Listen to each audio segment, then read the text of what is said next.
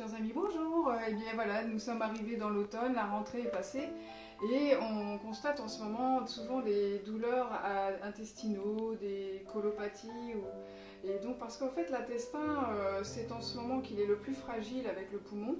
Et notamment, donc on sait que l'intestin c'est le deuxième cerveau et il y a quand même 80% de la sérotonine qui est une hormone du bien-être, de la bonne humeur qui est fabriquée au niveau de sa paroi. Et donc ça peut aussi amener à des dépressions si l'intestin n'est pas en très bon état. Il contient également 2 kg de souches, un microbiote constitué de bactéries pathogènes ou bienfaisantes. Et comme l'autre fois, je vous ai déjà parlé de la lactofermentation, qui, elle, est un procédé de pré- et probiotiques naturels. Et puis, comme nous avons beaucoup de courgettes ou de tomates et on ne sait pas trop quoi en faire parfois dans son jardin, et bien c'était donc l'occasion de vous montrer une façon de l'utiliser. Alors, la lactofermentation, il faut que toujours ce soit bien immergé dans de l'eau. Alors, en général, c'est de l'eau de la saumure. Et nous, on a trouvé donc avec l'extracteur de jus, on va nous extraire le jus du légume de manière à ne pas avoir besoin de mettre d'eau salée. Alors, on a extrait, donc là, vous avez ici les fibres de la courgette. J'ai enlevé la peau, j'ai mis la courgette dans le bocal.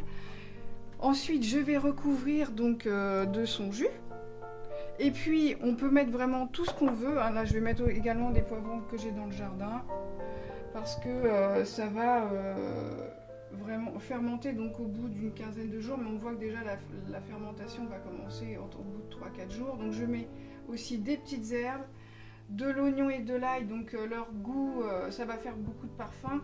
Et puis, leur goût très puissant ne va pas du tout se ressentir si on les mange crus comme ça. On aura également donc, tous les nutriments tout bienfaisants du légume en le mangeant cru comme ça, lacto-fermenté. On peut également, donc il faut bien que ce soit couvert et puis il faut que ce soit fermé à l'abri de l'air. Alors, il ne faut pas que j'oublie de mettre un peu de fenouil. Dans les graines, pareil. Et bah oui, les petites tomates, bien sûr, des petites tomates cerises aussi à ne pas oublier. Et les graines, tout ça va être pré-digéré, donc c'est pour ça qu'au niveau de la digestion, c'est très bien parce que ça va faciliter tout ça. Et ça se conservera donc à 18 ou 20 degrés hein, au sous-sol, c'est le mieux pour être gardé très longtemps.